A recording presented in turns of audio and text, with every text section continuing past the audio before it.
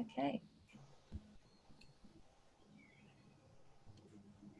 Lovely. Just getting everyone in now.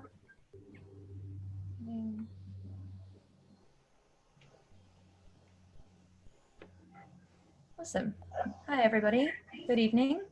Thank you all so much for joining us for this evening's panel discussion. Tonight, we have ABC Radio's Rhianna Patrick in conversation with three newcomers to the Australian young adult scene, Rawah Arja, Lisa Fuller, and Kay Kerr. I'd like to begin by acknowledging the traditional owners of the land on which I'm currently broadcasting to you from, the Yagara and Turrbal people. I pay my respects to elders past and present and acknowledge that this always was and always will be Aboriginal land. Before I hand over to our speakers this evening, I'd just first like to reiterate some of the information that I mentioned in the email you were sent earlier with your link to join tonight's event. So you've all automatically been placed on mute and you'll remain so throughout the evening, but I'll unmute everybody at the end so that you can join me in thanking all of our speakers for tonight's discussion. Our speakers are keen to answer your questions towards the end of the event if there's time. So please start sending them through as you think of them using the chat box. If you can't see it, it's towards the lower left-hand side of your screen. Your questions will come straight through to me and I'll read them out along with your name as soon as I'm prompted to do so by Rhianna. So I'd also like to mention that we have a special promotion for everybody who's in attendance tonight. And that is if you use the code EVENT at checkout, then you'll receive 10% off all books ordered from our website within the next 24 hours. So I'll post a link to purchase your copies of all of our speakers' books in the chat box shortly. So make sure you grab your copies early to make the most of that discount. And so without further ado, I'd like to introduce tonight's speakers.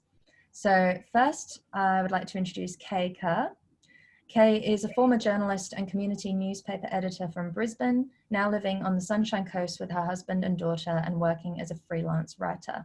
Kay was writing the first draft of Please Hug Me, her first book. Please Don't Hug Me, sorry.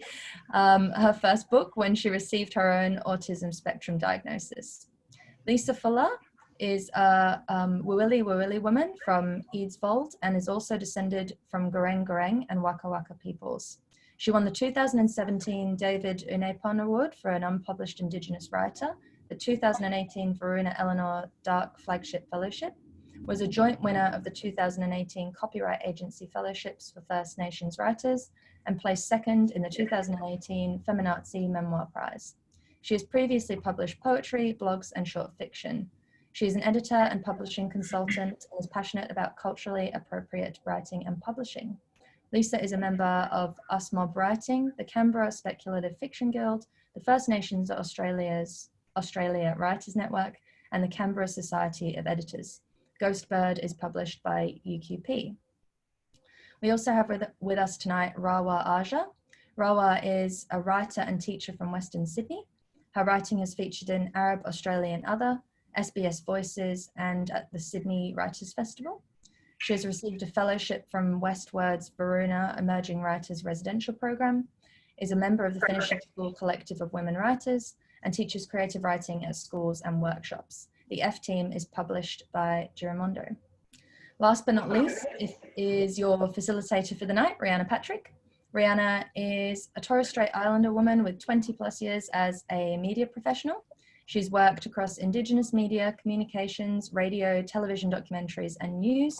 And she currently presents a national ABC radio program, which is broadcast every Sunday night from 6:30 p.m. So Rhianna, Kay, Lisa, and Rawah, I'll now hand over to you all for tonight's discussion. Thanks so much, Em. As a Torres Strait Islander woman, I too just want to acknowledge the land on which we are meeting virtually. Also want to acknowledge elders past, present on wherever you may be joining us from. And for me, I'm just acknowledging that I am coming to you from the land of the Yugarapuul, Jagera and Yagara nations, which is in the Ipswich region of southeast Queensland.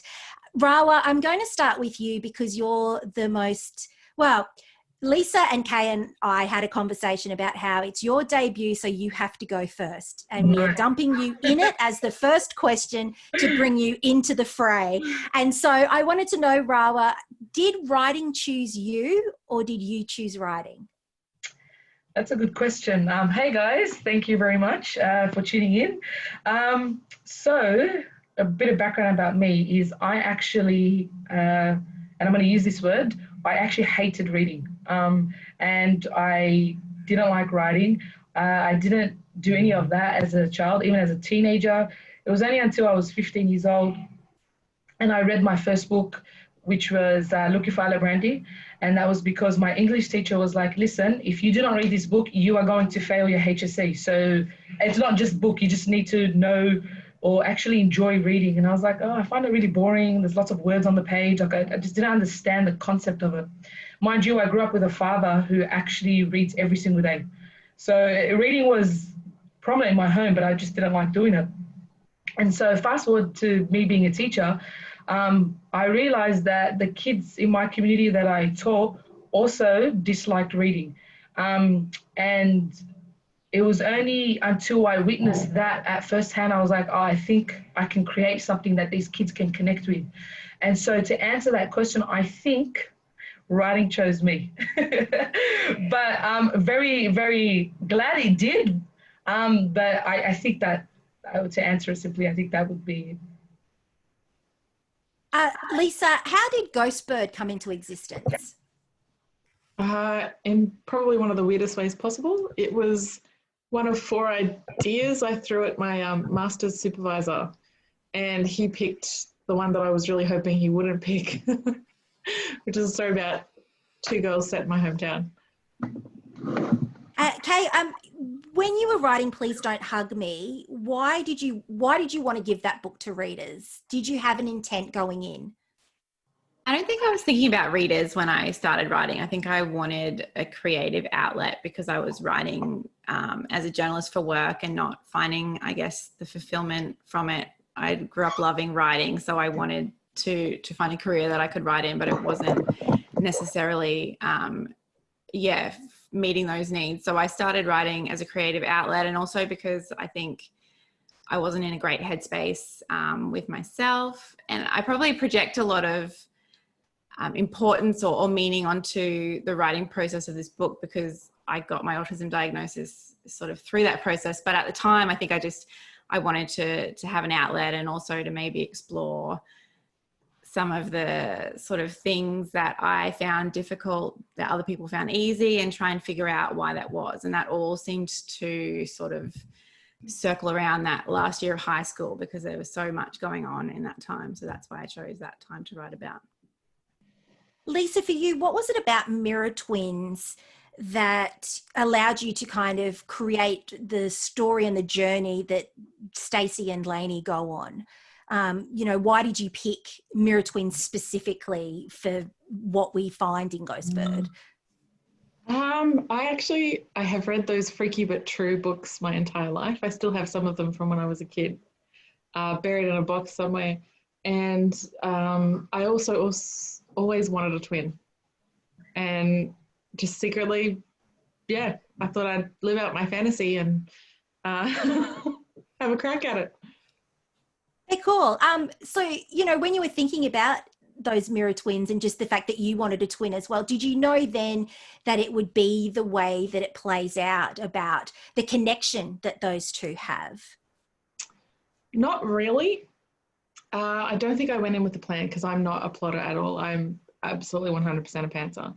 And any plans that I do try to make end up failing miserably anyway. So I kind of just went with it and subconsciously recreated me and my older sister. Does she know that? Yes, and she's here. I can see her name. Hi, Linz. And she read it before it got published. My mum read it before it got published. I thought I was being incredibly original and like super creative in my creation of them, but they both laughed their heads off at me and just went, that's Mum, that's you, that's Lindsay. And I kind of went back and looked at it. I'm like, it kind of is. But they're flattered, so it's all good.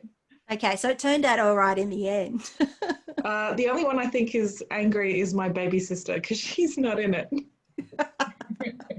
Maybe the next book, Lisa, you can add her in and it'll all be okay. Kay, you said to me that you're fascinated by the school environment. And so I want to know what that played in you putting Erin into that situation and kind of telling the story of Erin through those moments that she has and those interactions that she has in high school. What is it about the school environment that fascinates you so much? I think that there are just so many things that are people just accept as being normal, and that's just what happens. And it can seem so obscure or just strange, and nobody really questions it, and everybody just goes, yep, okay, that's what happens. And I was sort of always feeling like I was trying to keep up and figure out the rules that everybody else seemed to understand that I hadn't been, given the rule book for. So I got to, because in my school experience, I obviously didn't have the distance from it to analyze it and to think about the whys and the hows and that kind of thing. So sort of around my mid-20s, which was when I started writing the book, I had a bit of distance from that time. And so I wanted to delve back into it and have a bit more of a think about why certain things played out the way they did, or why I struggled with certain scenarios or friendships or situations.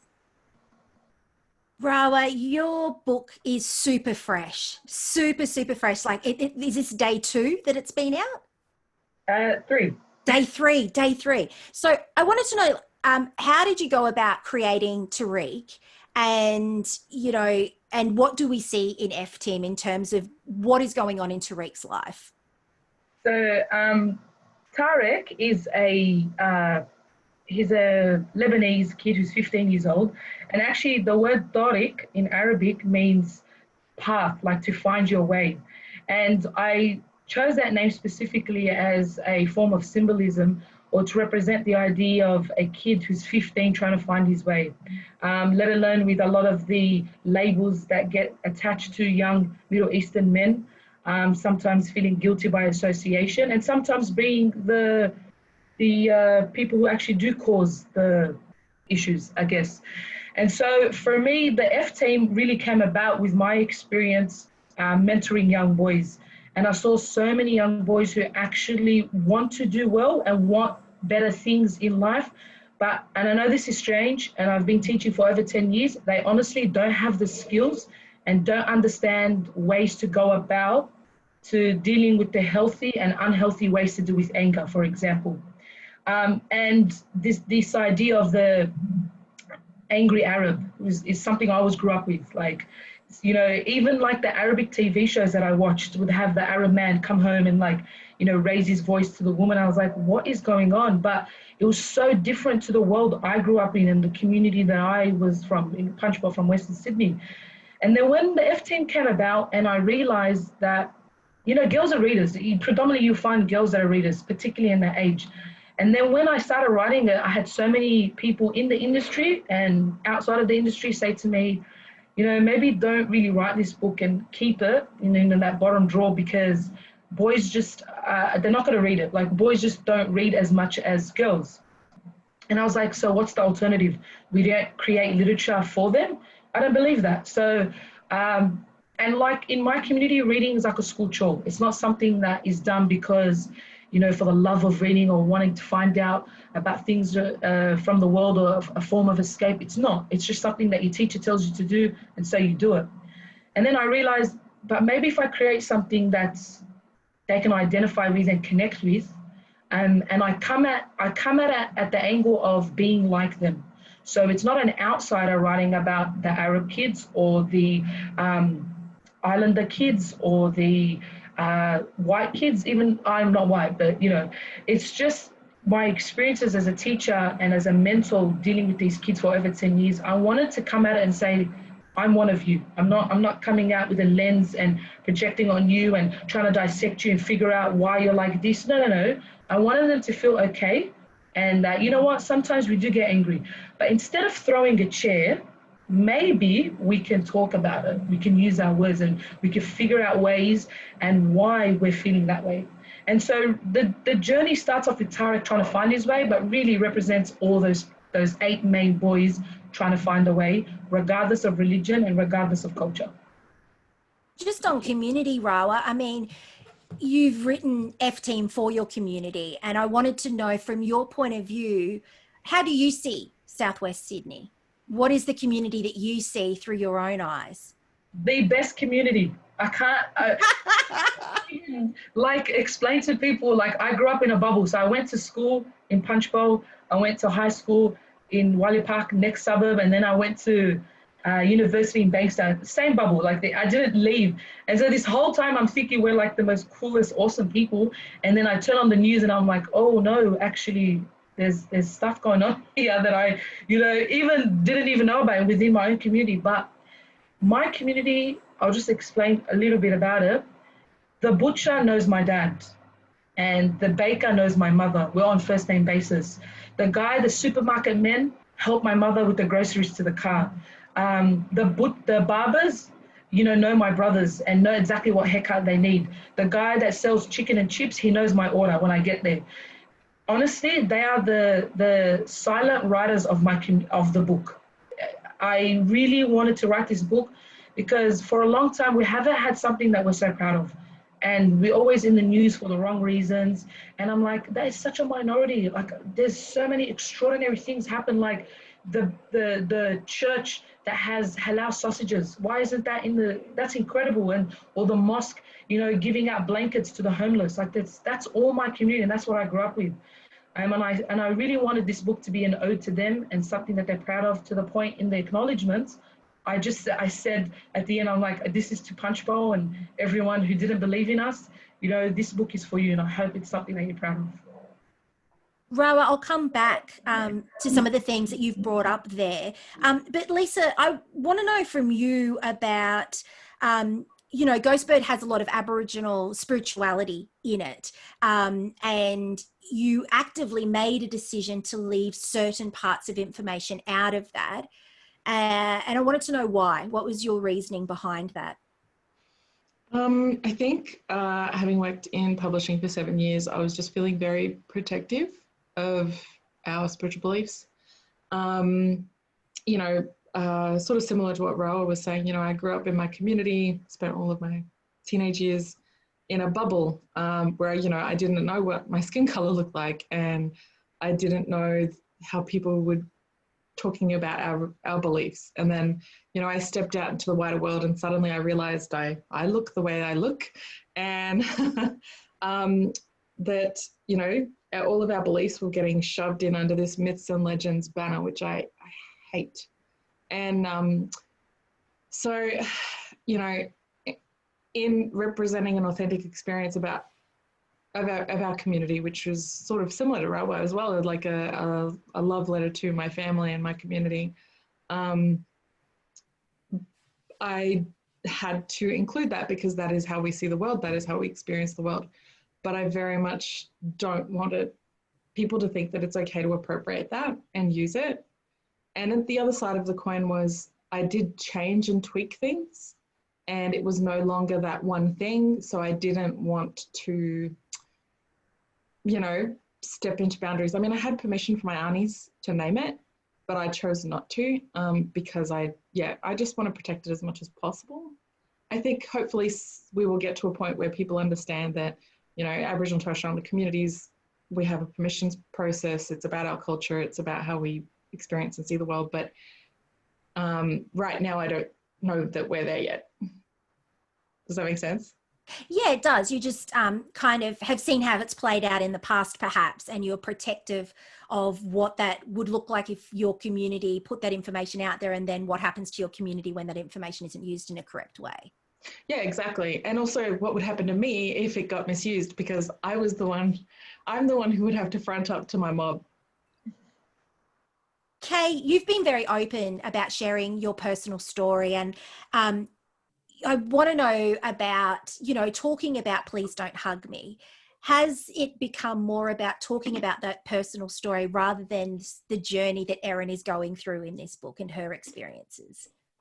Yeah, I mean, I went into the publicity around the book really willing to share my story because I kind of weighed it up personally. And for me to put an autistic girl on the page and to have an autistic female, like an adult who is doing press and talking about it in a positive way and trying to challenge the autism as a tragedy sort of narrative that exists, that was a choice that I made and was comfortable with. And I think if my book had come out even a couple of years ago, that wouldn't have been something I necessarily would have been comfortable talking about so personally. And I think I probably underestimated the like emotional exhaustion that comes from sharing those stories, you know, again and again in interviews, but it was definitely something that I made a choice about, and I had lots of support from my publisher around that. But I also wouldn't want, you know, any other neurodivergent writers or autistic writers or disabled writers to feel like that is the only way to go around publicizing a book, because I think I'm in a position where, yeah, I made that choice to share all of that information about myself, but it isn't necessarily what everybody has to do in order to publicize an own voices or a diverse book. Lisa, I want to come back to you about, you know, that experience with Ghostbird and whether you had a similar thing happen in terms of the indigeneity in that book and people reading into things that possibly weren't there because of the theme of Aboriginal spirituality that is playing out as part of that storyline. Yeah, the biggest one would be people referring to Dreamtime stories, which, and you know, is not okay anyway, because that's not the term we use, but none of that is in there. These are not, you know, these aren't dreaming stories for us. These aren't creation stories. They are creatures that we actually honestly believe in, signs and systems that we honestly believe in, you know, much like, I don't know, a Christian would have powerful belief in a cross, you know, that sort of thing. That has significance for us. It has signs and it has portents. So people are talking about that a lot, like, dreaming and dreamtime, which it is not. Yeah, the terms myths and legends get thrown in a lot. I don't think people intend or understand how not okay that is, but hopefully discussions like these will bring it to light. But yeah, generally if somebody brings up, you know, myths and legends, I try to re-educate and just say, look, that's not okay. And if they continue to not understand, because there is a long history in this country of people doing that, I would just say, you know, how's that Jesus myth working out for you, or that Buddha legend? And, you know, they start to get it. I mean, you know, you don't have to believe what somebody else believes. You just, you know, but it's not difficult to be respectful, I don't think.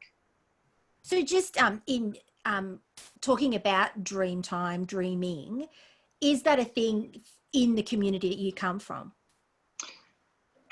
A lot was taken from us. We have things that, you know, we protect now with, that I would never write about, that I would never speak about. And it's not my right and my place to speak about. What's in Ghostbird is nothing to do with that. It is, yeah, like I said, our everyday and our life experience. Like, you know, my mum called me up the other day. She was talking to me tonight, actually. My niece has been pushing the boundaries and she's whistling at night, which is not okay. It is not okay. Oh, no. And it says it in the book. And she's been really disrespectful and she's ignoring my mother. And then a ghost bird turned up on her windowsill.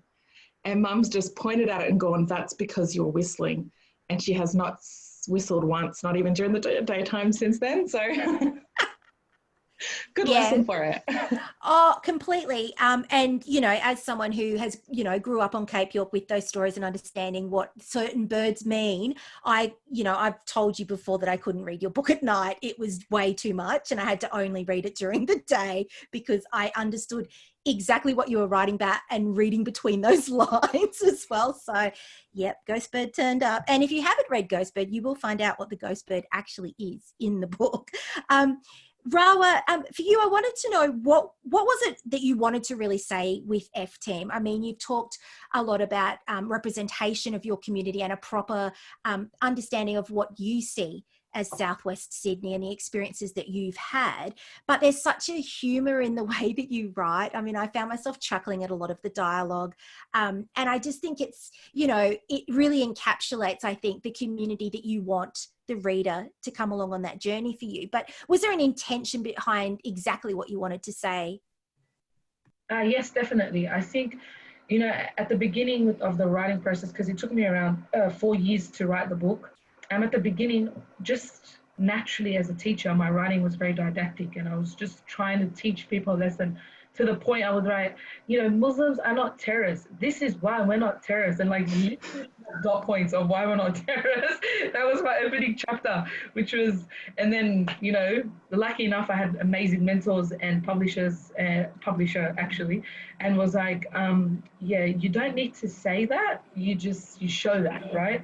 And I was like, oh, okay, cool. Like, I didn't know, like I said to you, I didn't read or write. So I was like, okay, this is such a new concept, this idea of show versus tell.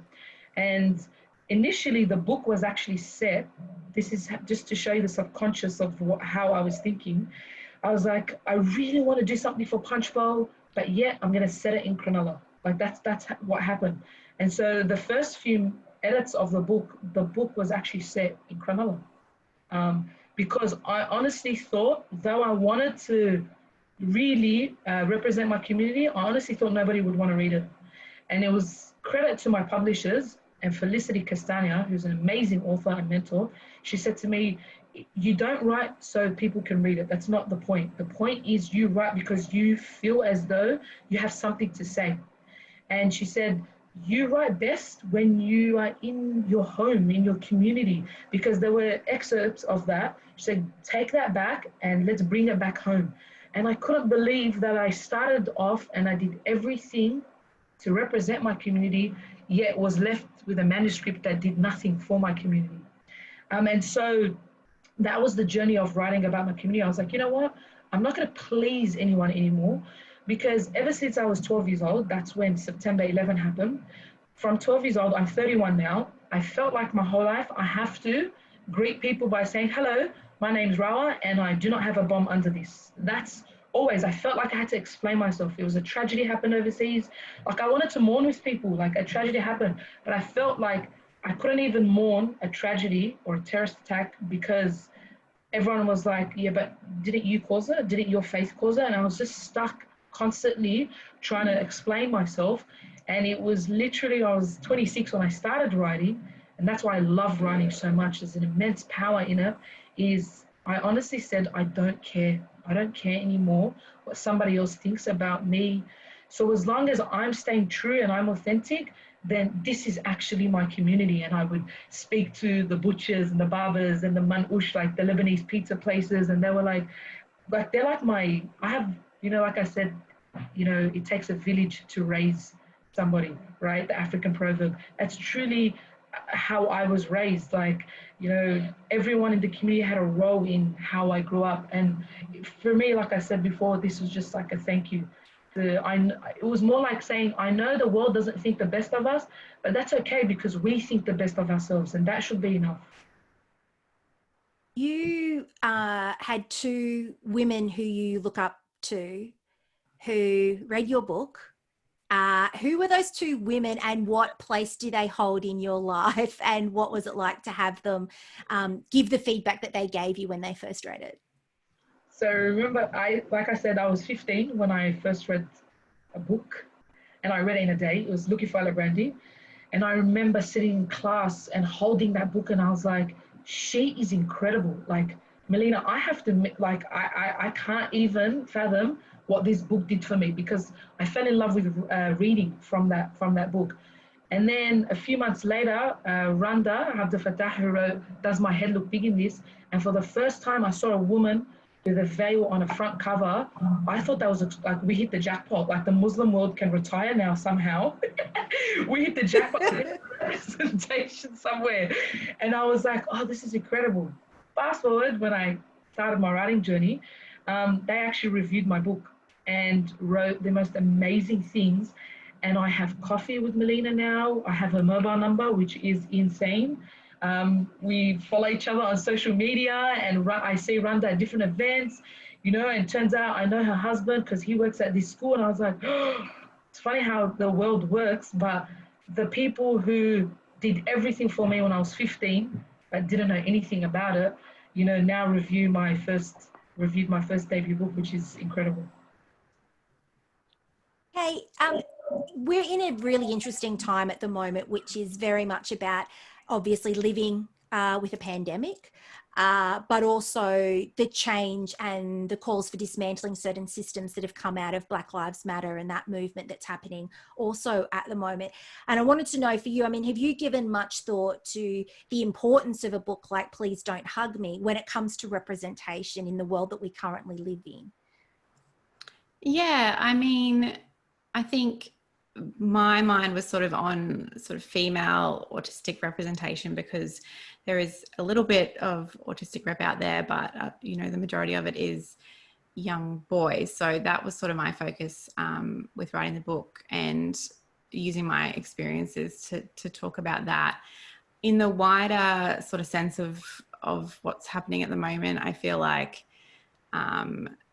yeah, there's still a lot that hasn't been represented maybe necessarily in terms of autism. You know, Black and autistic is a hashtag that people share, and that looks at the sort of intersections of racism and ableism. So for me, this year has been a big learning curve, and just trying to educate myself across that space as much as possible, and to maybe talk a little bit less and listen a little bit more and learn, because I still have a whole lot of privilege that comes with the color of my skin. And so talking about ableism and disability, you know, there's still, yeah, a lot that I sort of can't talk to, or don't feel like I'm the right person to talk to those things. Yeah, and yeah, there's so much wonderful information on social media that I feel like at the moment I'm just soaking it all up. Lisa, I don't want to dump you in it, because I would guess that as an Indigenous author, you get asked things that are never related to your book sometimes.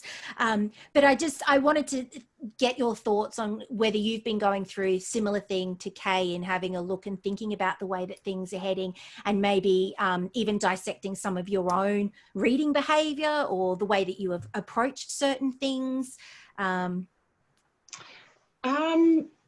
been really interesting. I think it was already in my head once I sort of started to realize, because I'm a huge speculative fiction buff. I love particularly fantasy, urban fantasy, paranormal romance. So I'm a real escapist reader, and I didn't really think that it related much. But, you know, over the last few years, thinking about my own writing, what's in my own writing, my responsibility to my community, and sort of, I think my wake-up call was reading a book that had a part Aboriginal hero in it.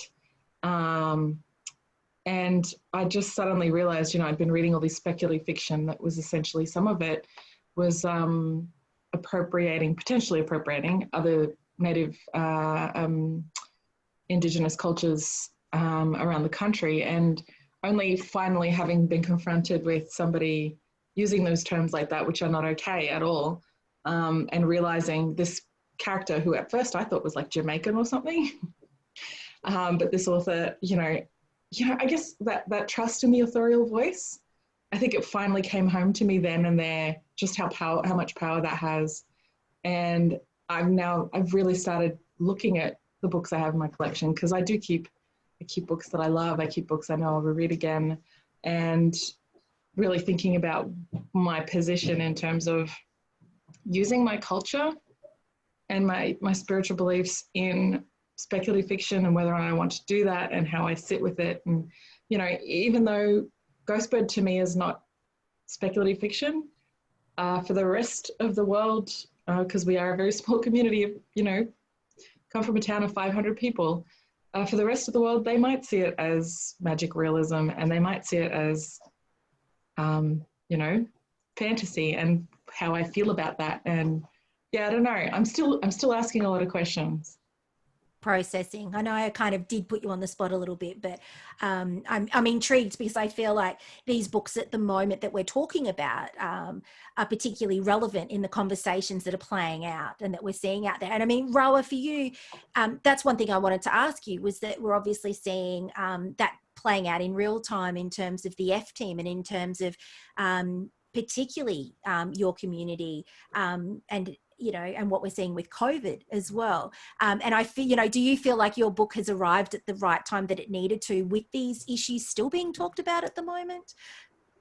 Yeah, well, it's essentially it was supposed to come out in April, and then in March we made the decision that COVID, and so we were like maybe July, and then the second wave, and so we just thought we have to release it. There's no point in holding it back because, like you said, those conversations are still taking place. Um, I I grew up with a father who taught me to never look at somebody's skin color. So my community, I have people from all over Africa in my community. My sister actually married um, a black guy from America, and we have four. They have four kids, and it was until Black Lives Matter, and I consider myself not a racist person. I am welcoming and I accept everyone, but I didn't even think about how that would affect my nieces, and my nieces and nephews are much older. And so when Black Lives Matter, I actually sat down with them and I said, how are you? I just asked them how they were. And I didn't even know. It was until that point that my niece said, because she has, African American hair, she said, I get teased for my hair and for my skin color. And that's my niece. She lives next door. And there was this disconnect. And I was so shocked with myself because not only should I do better, I should have known that. And so that everything that's happening around the world, like Kay and Lisa have said, it's this idea of really trying to help re-educate some people, but also re-educate yourself and really listen. And like to the point where next door my niece, and I didn't even know what she was going through until I sat down with her and actually made the time to understand and see, because she gets both sides, right? She's got the Arab, and then she's got, she's Muslim, and then she's also, her father's from America. Like she's got it all in one. And I learned so much, and she's 12 years old. She taught me so much. And so I bought so many books, and I thought my bookshelf was nice and diverse of people of color. And I knew I could do more. So I just went out and I just splurged and I bought so many books because it's a time where you need to really be there and support those voices that don't get heard. Rawah, your book's already having an impact on your community and it's kind of come full circle. Can you tell me about the moment where you went, wow, this has all come full circle? There was a few moments, but this one particularly was extraordinary. So when I made the journey to start writing, 2 streets away from me, I used to drive past this printing place always. And I was like, how is there a printing place in Punchbowl? That's crazy. Like we only have barbers and butchers. Like there's no way there's a printing place. And for years I would drive past. I said, honestly, if this printing place prints my book in my hometown, I would be in awe. And so fast forward 4 years, my publisher, Ivor, he calls me and he says, we're thinking of going with this printing place. It's called Lagare. And I was like, oh, that sounds familiar. And I like quickly Googled it, as I do with everything I Google. And I was like, you have to be kidding me that the place that I fantasized that would print my book actually is printing my book, to the point I called them up and I said, listen, you guys are awesome, but I really want to film the process of how my book is getting printed. And then I want to surprise my dad, because my dad's my best friend. And they were like, yeah, sure, no worries. And then so I took my dad, and it was the most amazing feeling watching your biggest supporter, who was my father, who pushed me to write this book, and see him have thousands of books just go through all these machines. And I filmed it, and funny enough, I put it on TikTok. Yes, TikTok. And he just skyrocketed, like he went viral, and everyone was like, yeah, he was really proud. But it really did come home full circle. And the most thing that I'm proud of is actually the book was not only written for Western Sydney, it was published by Western Sydney, and then printed by my hometown. You've mentioned TikTok, Rawah, so I feel like we need to go there about how much of a TikTok influencer you are, how your videos with your dad you said it, they went viral, they're still going viral. At what point did you go, I should make videos with my dad? When I had 0 followers, and I posted just this video of my father going to work in April during the pandemic.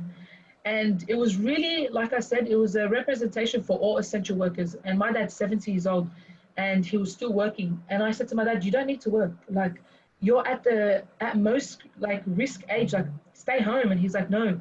He's like, you know, Australia did a lot for me, and the time that it needs me, I can't just cower away and stay at home. I want to be there.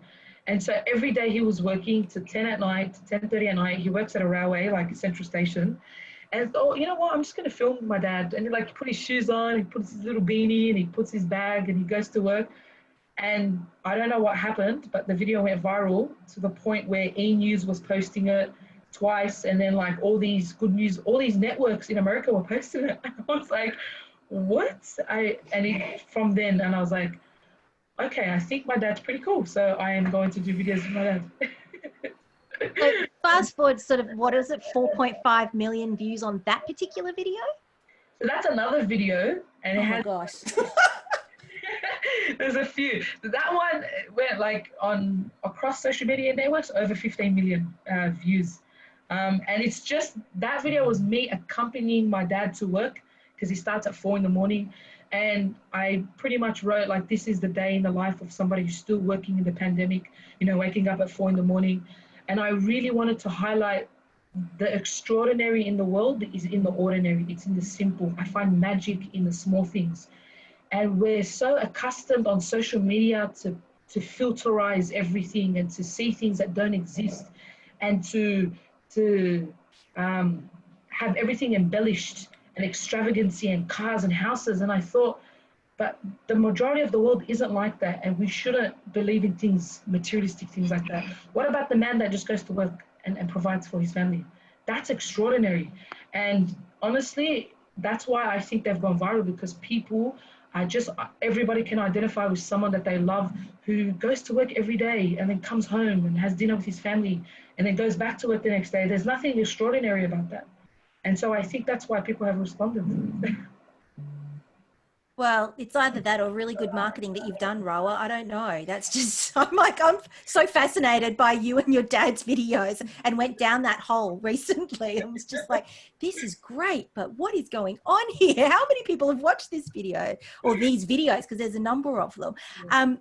I'll come back to you, Rawah, but Kay, you know, when it comes to neurodiverse reads, there obviously needs to be a lot more in that reading realm. And I wanted to know from you, you know, although there are obviously similarities, why is it important to also have the difference?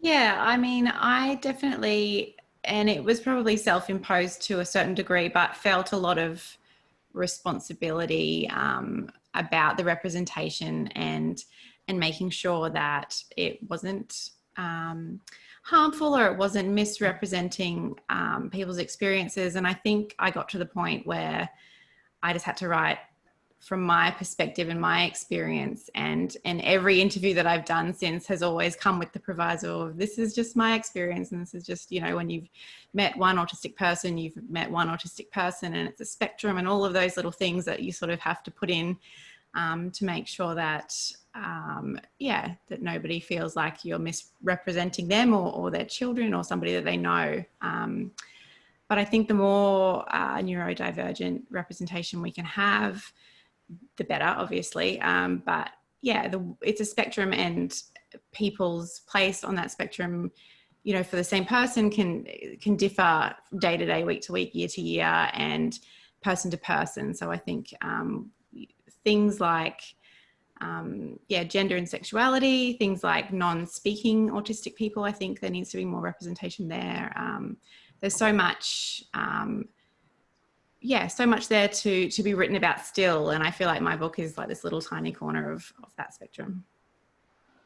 And I mean, on that, Kay, I mean, when it comes to kind of where diverse voices sit in terms of books, do you know, because you're writing in that and there's not a lot of those neurodiverse writers in that at the moment, do you worry about how your writing is maybe, you know, 10 years from now, there are tropes in there that people take out of that you feel like you're creating something in that then someone else who's neurodiverse might think, oh, I have to have that, I'll put it in?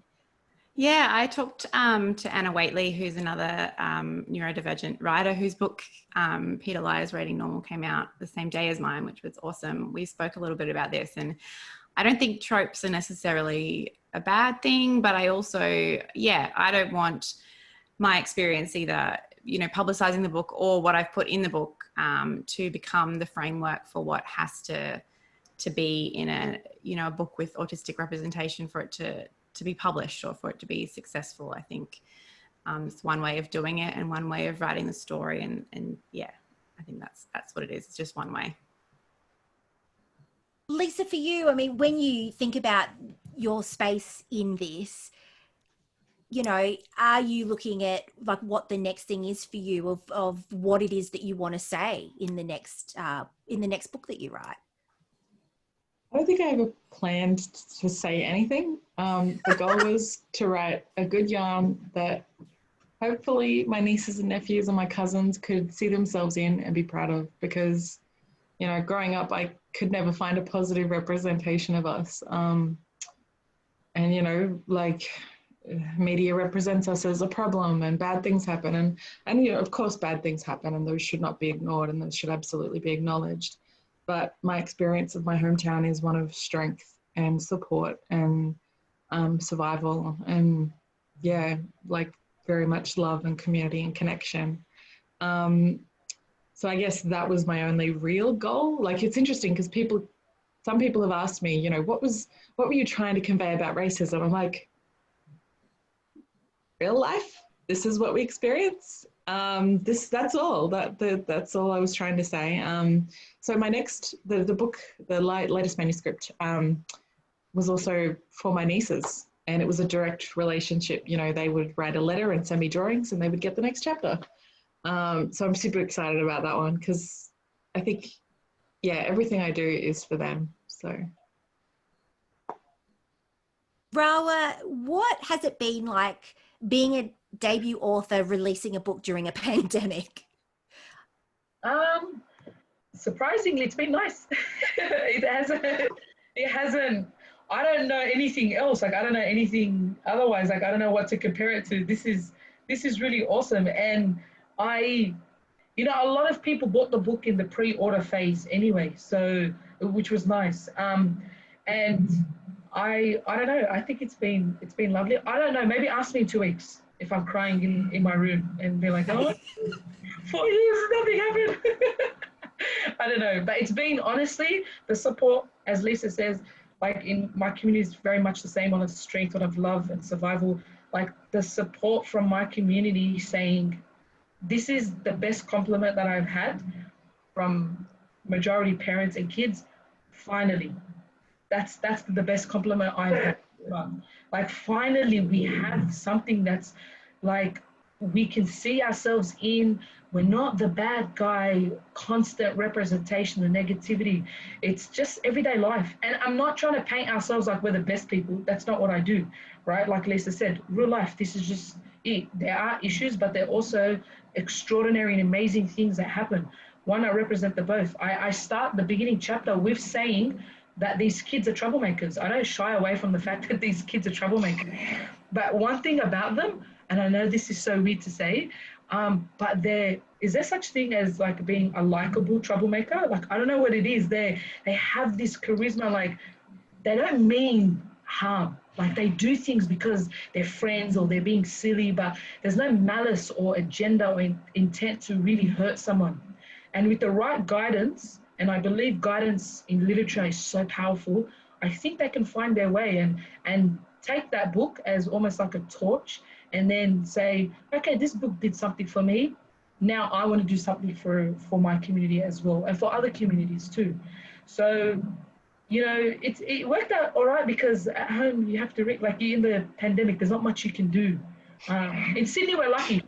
We could still move around a bit, but those in Melbourne are just, it's a tragedy, but hopefully it gets better soon. Okay, were you having FOMO? Because Lisa, did you have a physical book launch? Yeah. Okay, so your FOMO is real then, because your book launch became virtual. Yeah, and I think I don't know. I went to a virtual book launch last night, and it was Kate Mildenhall, and she was saying, like, I'm so glad mine is happening now as opposed to at the start of the pandemic, because it was all so crazy, and, you know, everyone was quickly trying to figure out what to do to put everything digital. But then when I was talking about it to somebody the other day, I was like, oh, I'm glad that we got ours done at the start of the pandemic, because I'm feeling so fatigued now at this stage. So I don't know if I would have been able to put the same amount of energy into it now that I did then. So I don't know. I guess there's always a different way to look at it. I definitely asked Lisa that when we signed in tonight. I was like, did you have a real book launch? Just because I can't imagine it. I'm so glad you asked, because I'd completely forgotten, because it is, you know, it's almost a year now. But yeah, I had a fun book launch. Sorry, guys. Rubbing it in, Lisa, rubbing it in. If you have a question, now would be the time to pop it in the chat for M. But while you're doing that, I'll kick it off. Kay, tell me about your next book. Yeah, so I've got a book coming out next year, which is a YA romance called Social Cue, with an autistic girl as the protagonist, because I think I've always loved romance stories, but with the pandemic, I've leaned really heavily into reading rom-coms and watching those comfort movies and all of those soft, gentle stories that can help me forget about what's happening, you know, in the real world when I've had an overfill of the news for the day, that kind of thing. So I've read an adult romance with an autistic woman at the heart of it, but not a teen romance. So I really wanted to give that a go and to see where that would take me. So I'm really excited to talk about that one for next year. Rawah, your dad, you based a character kind of around your dad. And I wanted to know how, A, has he read the book? And B, if he did read the book, what did he think of the way that you'd based that character on him? I was actually so nervous. Yes, he has read the book. He was the first to read the book. And mind you, the book is 368 pages long. It's not a small YA book. It's quite chunky. My dad is so funny. He's like, he looked at it and he's like, oh, this is very big. Like, oh, how am I going to finish? And I was like, but this is how amazing he is. He's like, but I have to read it, because if people ask me questions, I have to answer them. And I was like, I feel like that was my job, but that's okay. You can totally speak on my behalf in book launches and things. So he has read it, and what he thought about it, I was so nervous because we don't swear in my household. Like, we just don't do that. And there's a romance that goes on between the main character and the female lead, Jamila. And I was like, oh God, this is so awkward. Oh, how's my father going to read this? And then I would watch him read it at home, and then every so often he'd pop his, like, look at me, and I'd be like, oh my goodness, okay, I think he's read the scene where there's too much swearing going on. But I explained to him that he's never read YA. This is his first book. Like, he you know, and I said, you know, these are the way that these kids speak. I have to be authentic. I have to be real. I can't mask everything and be like, you know, kids say, hello, madam and sir. Like, you know, teenage kids do not speak like that. They swear a lot. And I didn't even use that many swear words, because I just thought it takes away from really what is the characters are trying to say. But he's, like I said, my biggest supporter. And when I wanted to give up, he said to me, you know, if you knock a little harder at that door, someone will eventually answer. And so, you know, even why I put him as a character, because everything I do, not that it's my job, but I like to break stereotype. It's just something that I like to do. I feel like if I've given a platform, why not, you know? And I have control over the narrative. I like taking control of the narrative instead of somebody else speaking and telling my story. And I put him as a character because he's like in my community, like, everybody knows him and everybody comes to him for advice. So I thought to myself, if he is so extraordinary, I wanted the younger generation to have access to somebody like this, because I've taught kids who are most of them are from broken families and don't have father figures or any good male role models. So I really wanted to put my father in there because he's the best person I know. That's so lovely, Rawah. Oh. Lisa, speaking of swearing, what is the most surprising thing? I knew that was coming. What's the most surprising thing that has happened for you in terms of Ghostbird and its swearing? I honestly thought that it would never make it as a YA. I thought people would not be open to the language, some violence that's in there, you know, some pretty mature themes. But I've been really surprised and excited by how many teachers have gotten in touch with me, and librarians have got in touch with me and said they're recommending the book and they wanted me to talk to the kids. And, you know, like, that's been really exciting, because I just thought, you know, back when I was at school, if something had a swear word in it, there's no way the school was going to have it. But, you know, we all swear like fish. I'm saying that wrong. I need more food. Sorry. Yeah, you know, but I couldn't write it any other way, because, you know, teenagers will be the first ones to point at something and going, nah, so excuse my language, but that's bullshit. That's not how we talk. And they'll call you on it fast. We've got a little time left, and I thought I would round it out. And Kay, I'll start with you, but I really wanted to know, you know, what does the future of Australian YA look like for you?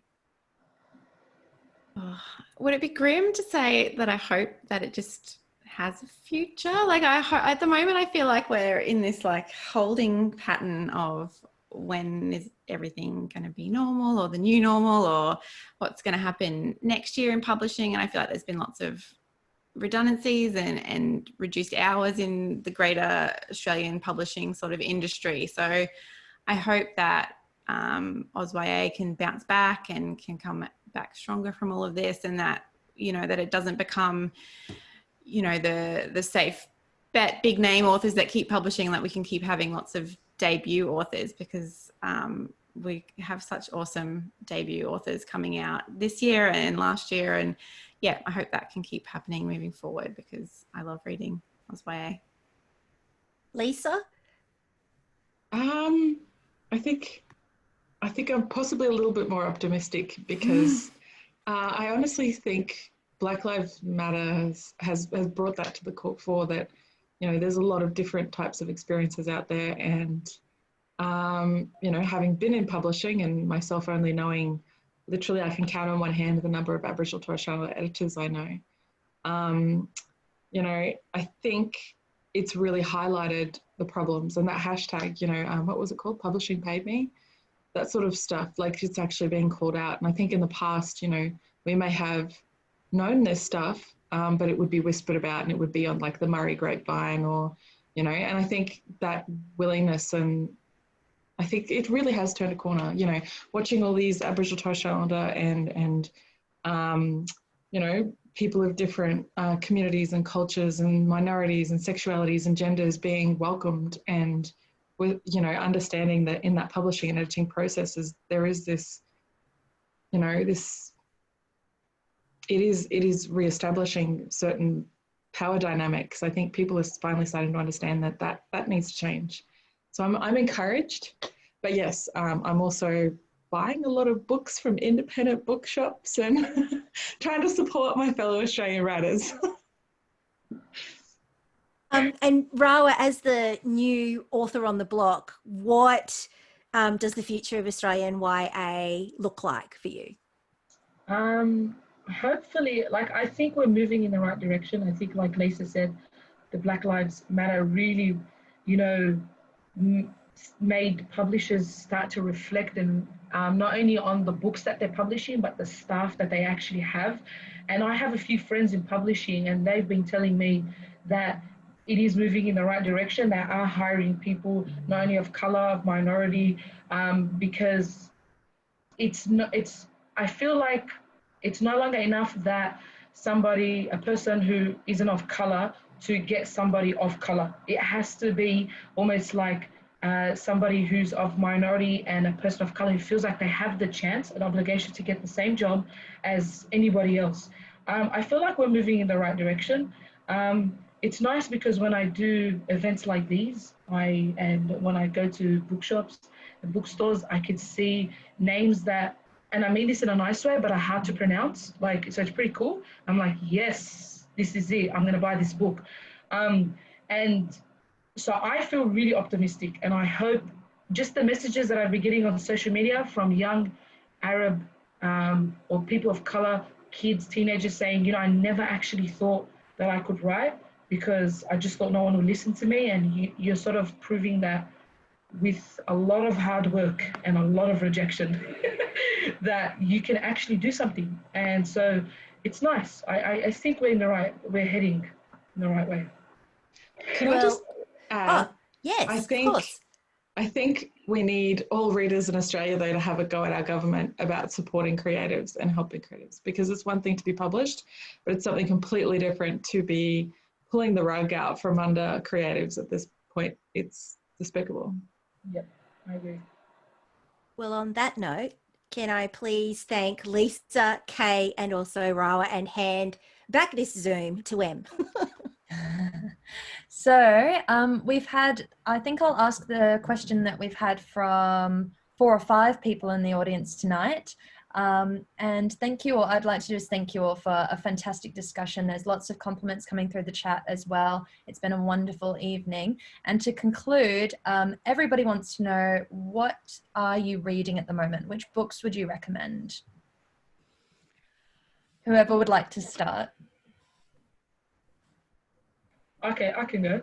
I'm reading now, and I feel a little bit bad because it's not a YA book, but I'm reading Rumi's a little book of wonderful life or something. I can't say, I've got it here, but it's incredible. I love Rumi and poetry. I'm not a poetry sort of person, but I'm starting to dabble a little in that, you know, so that's the book I'm reading by Rumi.